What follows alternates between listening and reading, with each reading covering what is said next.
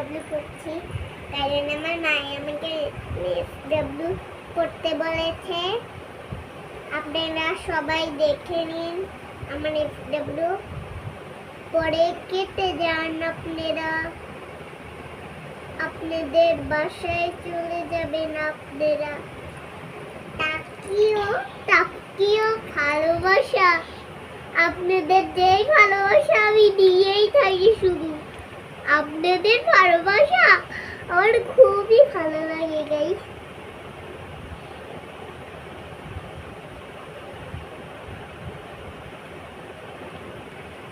Guys আমার জন্য খুব দোয়া করবেন, কারণ আমি যেন লেখাপড়া করে বড় হয়ে আপনাদের কাজ করে দিতে পারি।